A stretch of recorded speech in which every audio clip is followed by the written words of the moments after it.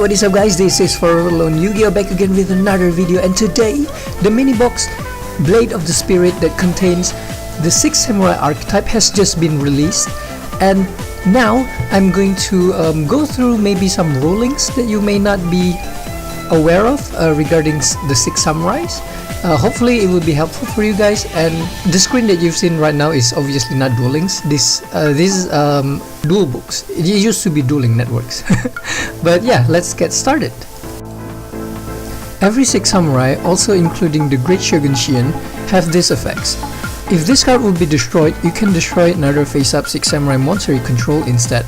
Now for the most part, this effect is very straightforward. Like for example, for whatever reason I decided to attack 6 samurai with 6 samurai Iru into Vor's Raider. Because 6 samurai Iru's attack is lower, then obviously during the damage step Iru should be destroyed. But instead I could use this effect and maybe send Kamon to the graveyard instead, so Iru is alive. Now what would happen if the enemy, for example, use cards like Ojama Delta Hurricanes, which destroy all of our monsters simultaneously? Can we use Great Shogun Shien's effect, for example, to save himself? You know, we decide to destroy Iru instead, or we decide to destroy Kamon instead. Can we do that in this scenario? The answer is no. The reason is because the destructions happen simultaneously. So cards like Ojama Delta Hurricanes or Radiant Mirror Force, or for example Final Destiny, I know, maybe someone will use it against you. If it's resolved, we cannot save our samurais because the destructions happen simultaneously. Unlike the previous case where we use Iru to attack Vor's Raider, those are individual destruction case. So in that case, yes, but in this case where destructions happen simultaneously, we cannot use this last effect. Now imagine if an enemy is a special summon Cyber Angel Benten. Cyber Angel Benten have an effect. It says, if this card destroys a monster by battle and sent to the graveyard, inflict damage to your opponents equal to that monster's original defense that is in the graveyard. So for example, the Benten decided to attack our Iru, and we decided, okay, I'm not gonna use Iru's effect. So Iru is gonna be destroyed by battle, and we will take 100 damage from the difference between the attacks, which is 100, and then we also gonna take 1200 effect damage from Cyber Angel Benten because Iru have 1200 defense. This happens because Iru is obviously destroyed by battle by Benten, therefore Benten's effect activates. But what if we decide to save Iru? You know, we gonna use the Substitution Destructions effect. The effect sounds kind of mouthful. Well, let's replay the scenario again. Cyber Angel Benten attack Iru, and then we decide to, okay, this time I want to save Iru, so I'm gonna use his last effect. I'm gonna sacrifice Kamon instead, so my Iru is not destroyed. What happens here is that I will still take the difference between Benten and Iru's attack, so I still have to take 100 life points, but Cyber Angel Benten's effect not gonna trigger because the monster that Benten attacked into is Iru, and Iru is not destroyed by battle. Now imagine a scenario where your opponent activates Eliminating the Leak. Eliminating the Leak says, discard one spell card, destroy one face-up monster your opponent control, check your opponent's hand, and all cards in their hand with the same name as the destroyed card are sent to the graveyard. Now suppose that the Eliminating the Leak target 6 samurai Iru, and then we decided to, okay, we're not gonna save Iru, although we can, so Iru will go to the graveyard. What happened next? Eliminating the Leak second effect will kick in, which will check in our hand whether we have cards with the same name. So if we do happen to have Iru, we have to pitch it to the graveyard. Now what if I decide to save Iru and send Kamon to the graveyard instead? What would happen here is that Eliminating the Leak second effect, the one that check your opponent's hand and all cards in their hand with the same name and destroy them and send them to the graveyard, will not activate because the initial target, which is Iru, is not the one being destroyed. So the Kamon or the Iru here in our hand are both safe.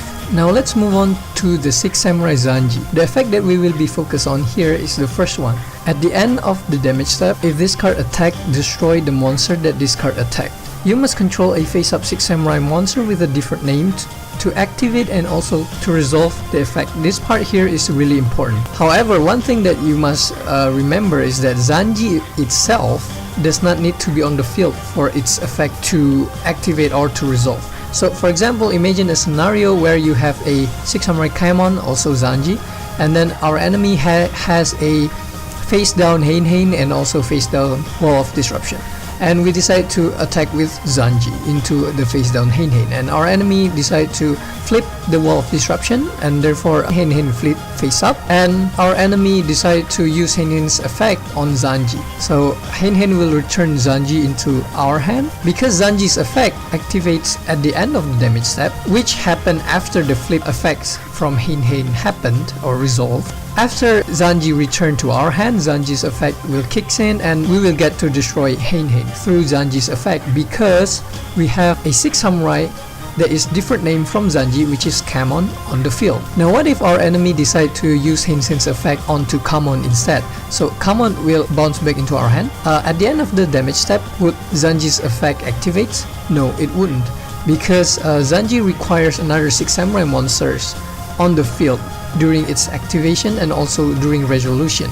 At this moment, we will take 300 damage because Hein have 500 defense and we have only 200 attack from Wall of Disruption, and we will not to get to use Zanji's effect.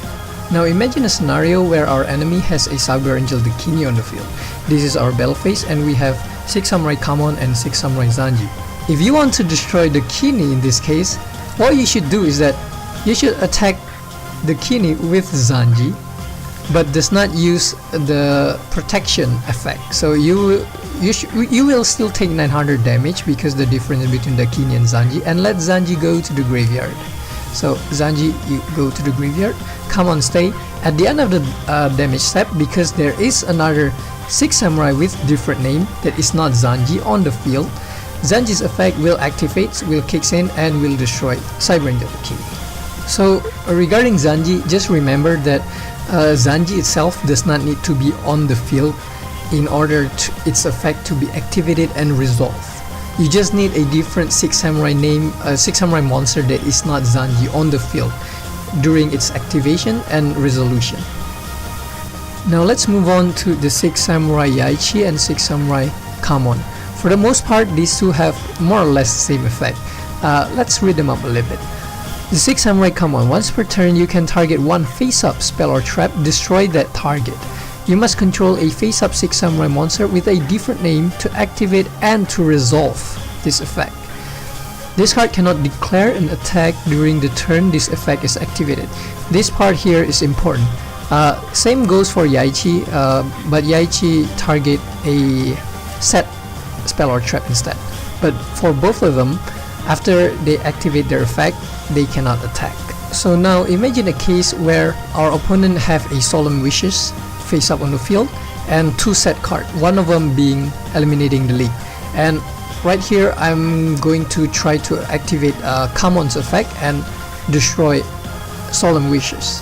And our enemy decide to chain Eliminating the League, discard one spell card and then destroy Yaichi. So what will happen here is that Kamon will be then chain link 1, Eliminating the League will be chain link 2. So during resolution, Eliminating the League will resolve first, thus destroying Yaichi. And during the resolution of Kamon, because there is no other 6 Samurai monster on the field, it will not be resolved. It was activated but it wasn't resolved. So what will happen here is that our opponent's Solemn Wishes will not be destroyed, so it's still there, and our Kamon will not be able to attack because its effect was activated. And of course it goes the same with Yaichi. So suppose that Yaichi target this set card and then our opponent decide to chain into Yaichi's effect, Eliminating the League, targeting Kamon. So during resolution, Eliminating the League is chain link 2, so we resolve first, destroy Kamon, Kamon go to the grave. And then during the resolution of Yaichi, because there is no other 6 Samurai monster, the set card that was being targeted during activation will not destroy. Say the enemy does not have Eliminating the League, and then we have a Kamon and Yaichi face up on the field. So we will attempt to use Yaichi's effect and target this card. And our opponent decided to, you know what, you target my card, Okay, then I will chain this card instead, and turns out it's a mirror wall. It's a continuous effect. So what would happen here is that Yaichi will be chain link 1 during its activation. Mirror wall will be chain link 2. So during resolution, mirror wall will be activated. Not activated, just resolve it. There's no effect because it's just activated during resolution. And then Yaichi's effect will be the next one to be resolved. However, because during the resolution of Yaichi, the targeted card was not set anymore because it's already being flipped face up, this mirror wall will not be destroyed. And also at this turn, Yaichi will not be able to attack. Now let's move on to the hand of the 6 Samurai. 6 Samurai monster that I think the best 6 Samurai in this box. Now, hand of the 6 Samurai says if you control another 6 Samurai monster, you contribute 1 6 Samurai monster and then target 1 monster on the field and destroy the target. Several things to note here. Even though it does not specifically says that you have to control another face-up 6 Samurai monster, you have to control a face-up 6 Samurai monster if you want to activate her effect.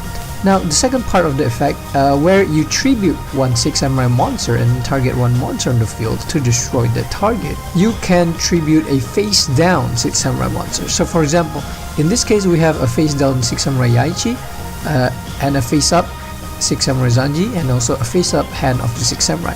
So in this case, we can activate her effect because Zanji is face-up, and then we can tribute Yaichi instead to destroy Cyber Angel Dakini, for example. Another thing to note here is the tributing part is a cost. If you didn't know, cost means it directly applies after activation. So directly after activation, cost is being paid.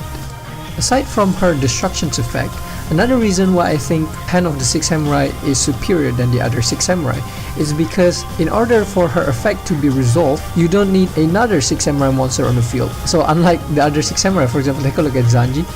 Zanji specifically says,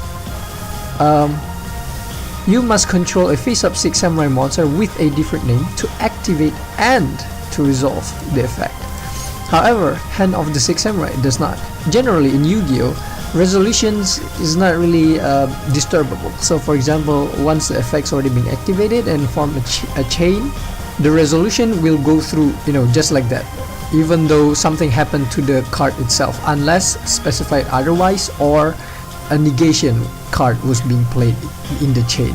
So for example of Zanji is specified otherwise, or even though it's already been activated, but during resolution, if the condition is not met, the effect will not be resolved properly. But Hand of the 6 Samurai follows normal Yu-Gi-Oh rules, so I guess that's one reason why I think this card is good. I mean, at least superior than the others, aside from the obvious destruction part. So that means, let's say I decide to activate Hand of the 6 Samurai's effect, tribute Yaichi, and then my enemy decide to chain Eliminating Delete into my Hand of the 6 Samurai's effect. So chain link 2 will be Eliminating Delete. During resolution, Eliminating Delete will destroy Zanji. Zanji go to the graveyard. During the resolution of Hand of the 6 Samurai, the effect will just go through normally. Even if Eliminating Delete destroy Hand of the 6 Samurai, to be honest, it still won't matter. For example, Eliminating Delete target Hand of the 6 Samurai, go to the graveyard, and during resolution, her effect still goes through normally. The Kini will be destroyed and go to the graveyard. Now imagine a scenario like this. We have a Hand of the 6 Samurai, and also we have a 6 Samurai Iru on the field, face up attack position, and our opponent has Cyber Angel Dakini and a face down Forbidden Chalice. Let's say we use Mind Scan and we know that thing is a Forbidden Chalice. Now what would be the better play? Should I tribute Iru or should I tribute Hand of the 6 Samurai for her effect in order to destroy Cyber Angel Dakini? Now obviously the better play would be to tribute Hand of the 6 Samurai herself as a cost, because in this way, even if our opponent decide to chain Forbidden Chalice to Hand's effect, he will not be able to target Hand of the 6 Samurai because Hand of the 6 Samurai is not on the field anymore. Because like I said before, cost directly paid after activation. So if the opponent decide to chain Forbidden Chalice to Hand's effect at this moment, the only target that is available is either Iru or the Kini. Now what if our opponent decided to preemptively Forbidden Chalice our hand? So for example, the opponent Forbidden Chalice our hand during the standby phase, and then during our main phase, what should we do? Should we still attempt to activate her effect, or should we not? The answer here is to not, because even though if we attempt to activate Hand of the Six Samurai's effect, say, okay, I will tribute herself and go to the graveyard. So because she's in the graveyard, Forbidden Chalice should negate her effect anymore, right? No, Forbidden Chalice will still negate her effect even though she's already in the graveyard. Why? Because her effect activates on the field. She herself obviously is in the graveyard during resolution, but the effect itself activates on the field.